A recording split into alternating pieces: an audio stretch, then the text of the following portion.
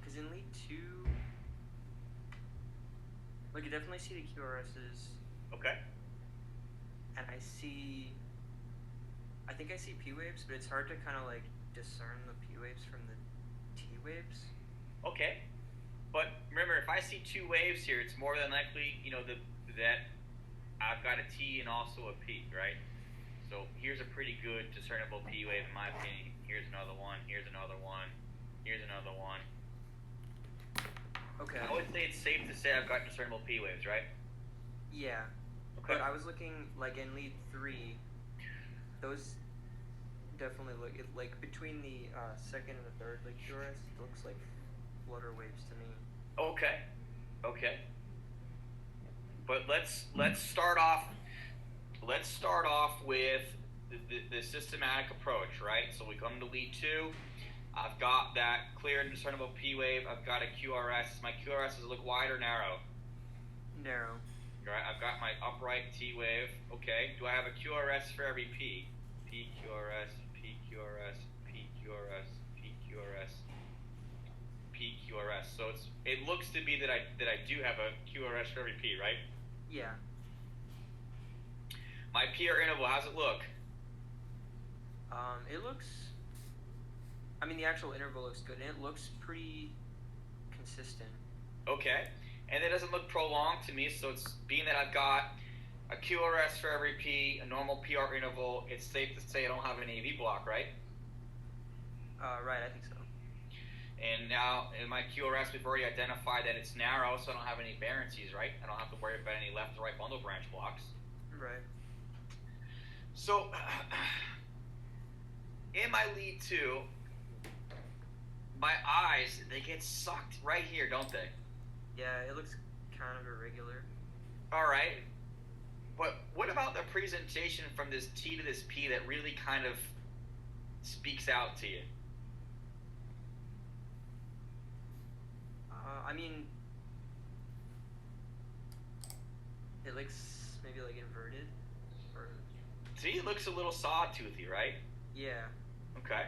And good to know, right? But now I look at this 12 lead in its entirety, okay, and I start moving through a quick glance at my 12 lead, right? Nothing is crazy as far as, ischemia or injury. I definitely get drawn down here because of this nice, what appears to be flutter wave. But how do my R to R's look? They look a little what? They look a little bit irregular. They do, right? So something's definitely going on here. Something's definitely off. So as I move through lead 1, I can definitely notice there's a pattern, right? Closer together, further apart, closer together, further apart, closer together, further apart. But I don't see any ischemia or injury. It's hard for me to really see any P waves, but I've got a narrow QRS, upright P. Come over to my continuous lead here.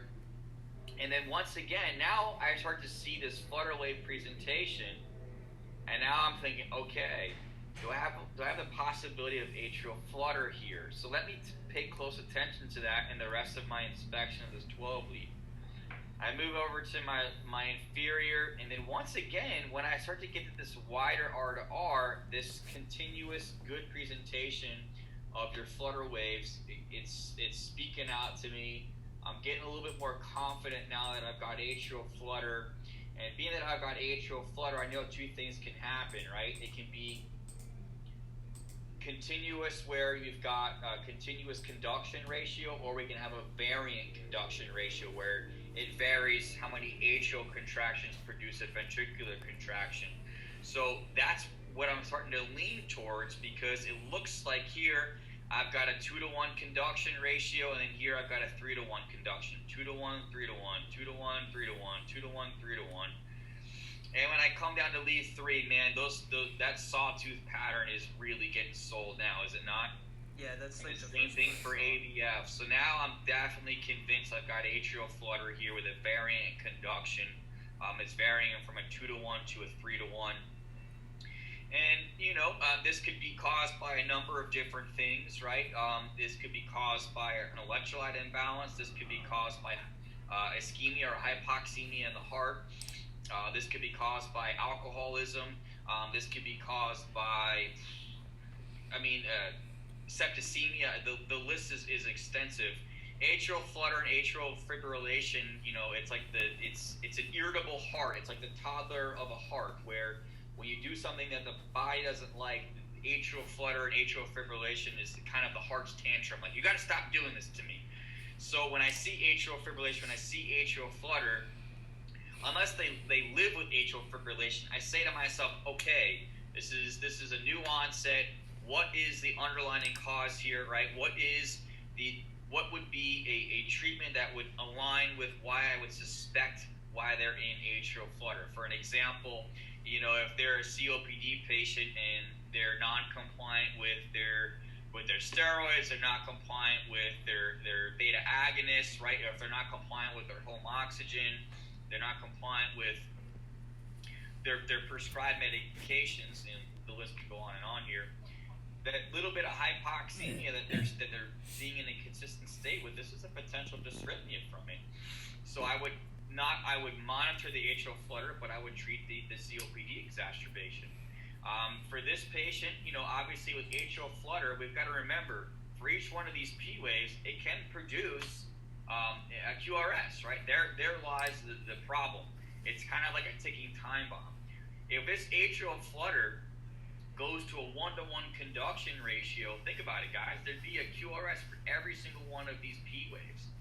Now I move from a ventricular rate of 1, 2, 3, 4, 5, 6, 7, 8, 9, 10, 11, about 130 beats per minute, and that would quadruple, okay?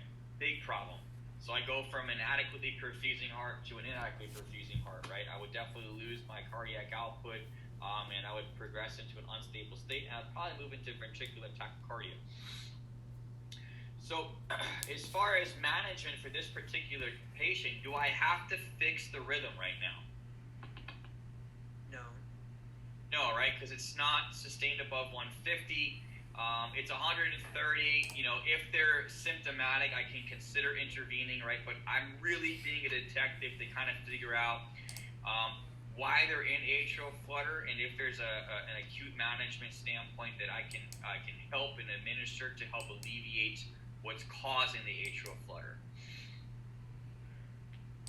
I had a question too. Sure. So I noticed like the QRSs in V1 are very small, and then V2 and 3 are really big and complexes. Yep. Does that have anything to do with the rhythm?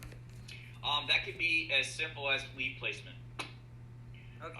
Remember, because amplitude depends upon adipose tissue, placement in relation to the myocardium, which is why we advocate for appropriate placement of your electrodes, and also the cardiac access. The cardiac access can dictate the amplitude of your QRS. So there's a lot of contributing factors, but ultimately, the big things that we're looking at from acute management is duration of the QRS, our ST segments, and if there is aberrancies, what type of aberrancy do we have? We have vesicular block, we have a bundle branch block.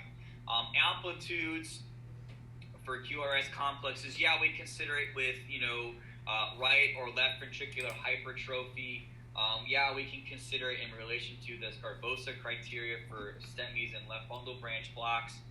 But we don't really dive that deep into, from an acute standpoint, for the amplitude of the QRS. This can be as simple as electrode placement, or this could be in relation to their cardiac access. Okay.